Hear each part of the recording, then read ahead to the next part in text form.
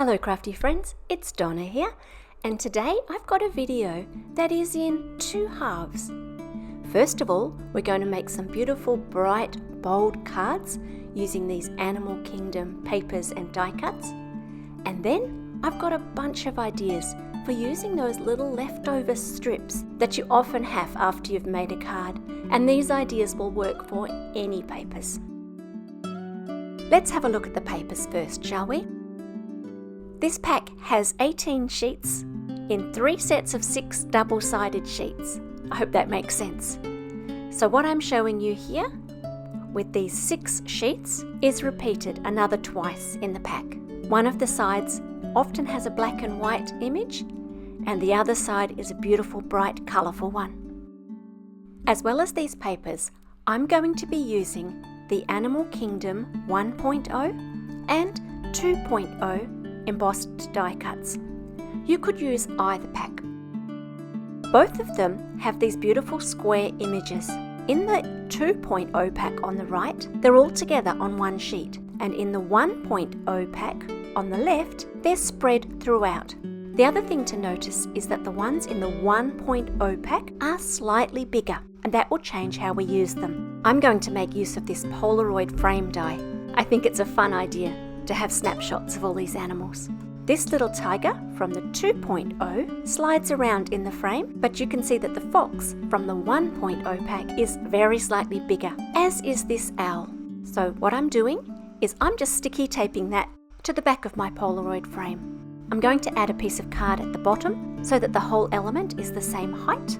And then I'm going to glue on a piece of never-ending foam from my craft room. I found another big sheet of it this week so that I can pop that up with a bit of dimension. Before we get on to constructing the cards, I'm going to show you a couple of ideas for those very slightly smaller panels. One idea is to just slot it inside with a little border around. I quite like that. Or you could keep that inside square and glue it to that and use it either inside the Polaroid frame or on its own. And that's exactly what I've done here.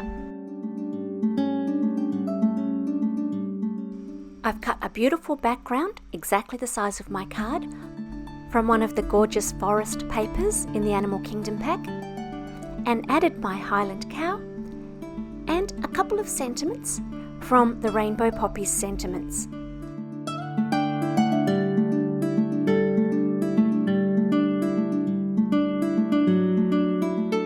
This next card uses a great big hello die as the sentiment and that Polaroid picture, as well as a piece of the paper as a background. Every time I make one of these cards, I get left with a strip of paper about 2 inches wide by the height of the card, and we'll look at what to do with those strips just a little bit later in this video. But first, let's look at a way of using a border die to give a really subtle sentiment, and also what to do with a busy background. I have this hello border die, and I'm putting that onto my Polaroid frame, inset just a little bit. Once I've cut that, I'm going to use another whole Polaroid frame as my base and glue all of the parts back down again. The frame, the word, and even the little inside pieces.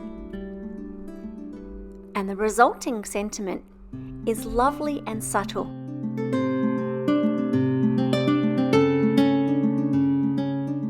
This time around, I've used one of the smaller square images and glued that down onto one of the background squares and then popped it up with foam tape for some dimension.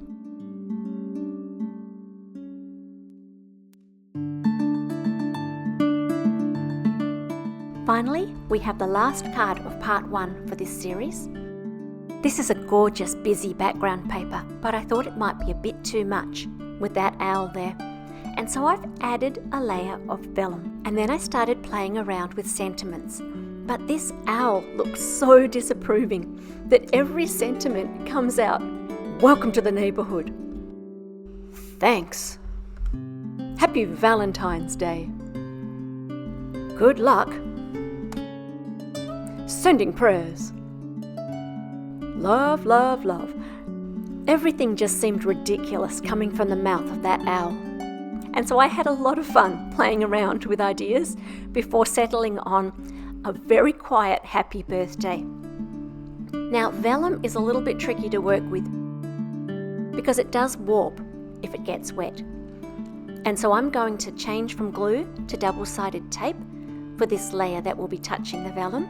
That double-sided tape was peeling up a bit from my foam, so I've added the tiniest bit of glue right in the middle where that warping won't spread to the edges.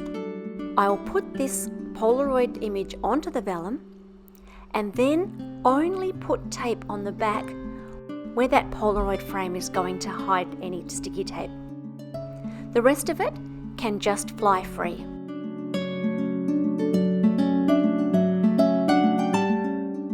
So now we have 4 quick and easy cards, but also 4 strips of leftover paper. And we're going to look at how to use leftover scraps to make another set of 5 cards. Perhaps this will inspire you to find a use for some of the strips that you might have lying around in your own crafty space. After making this penguin card with its subtle hello sentiment, I had this strip of paper left, and I've cut that in half, and we're going to make 2 super simple cards with it. I've used some midnight blue shimmer cardstock, and I'm going to create a backing layer. And then I've chosen a sentiment from the Bright Days Ahead Embossed sentiments. I'll glue my strip directly to the card base and pop up the sentiment with some foam squares. I want to create a little bit of movement across this card, and so I'm choosing to use some glitter enamel dots. You could use sequins or anything that you have in your stash. I'm just picking out some of the colours in that background paper and creating a general line from the bottom left to the top right of the card.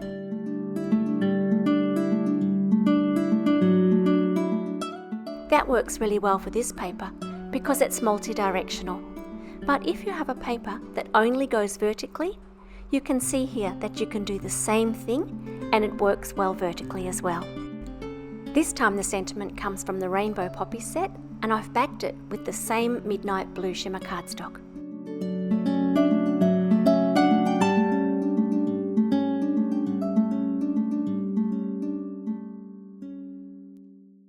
For the next card, I've taken that strip of patterned paper and sliced it up into 1/4 inch strips. Once I've got them cut, I'm just going to do a little bit of a mini jigsaw puzzle to make sure I've got them in the right order. And then I'll stick them to my card, leaving a tiny gap.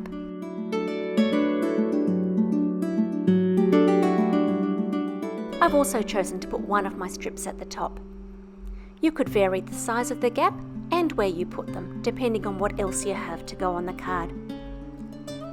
For this card today, I want to use this lovely chameleon. And so I've left a fairly chameleon-sized gap between my strips. And I found a sentiment on an older set that's still available called What'll I Do, which says, "You brighten my day." And I thought that was perfect for something so bright.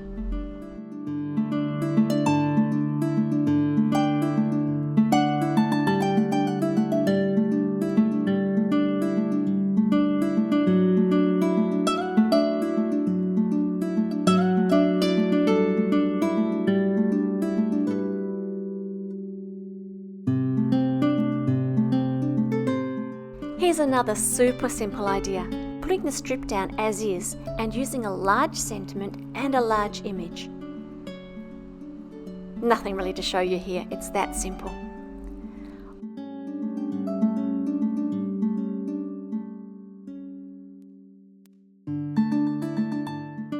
Alright, on to the 5th and final idea, and this time it's going to take a little bit more scissor work.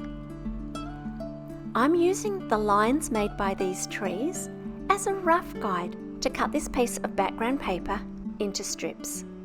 There's no particular rhyme or reason to which tree I'm using, but it's making some various strips. I've cut these strips along the black outlines of those tree trunks, and so to make me look a little bit more professional, I'm just going to colour the sides to hide that white cardstock. This is a great way to make yourself look better than you are. And I've chosen this enormous elephant for today's card, and I'm going to pop it behind some of those strips. So, remembering which strips it's going behind, I'm going to glue them down either all of the way down, or in the case of the strip that I'm gluing at the moment, I'm putting glue just on the top, and I will leave the rest of it floating free for now until I get my elephant in.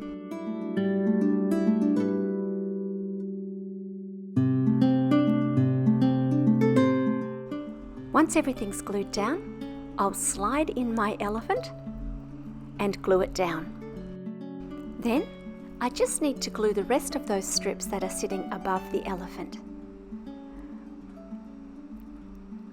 I've decided to tuck the strips around his tusks so that the tusks will sit in front. But that's only a consideration if you're using this paper and this image. You can think of your own creative ways to combine strips and images to make a similar card. Once that's done and the ends of the strips have been cut off, I can decide where I want to put my sentiment. I've decided to put it down the bottom, and the right hand side of this sentiment is going to sit 2 layers higher than the left hand side because of those strips and the elephant. And so I'm just layering up some paper behind the sentiment so that it will sit nice and flush once it's all glued down. And that's it for today's cards. I hope you've enjoyed these ideas. I hope that you can find some ways to use them and to make the most of the scraps that you might have in your own crafty space. Feel free to like and subscribe if you want to see what's coming up next. If not, just walk on, that's fine. I'll be back soon with some more cards. Bye for now.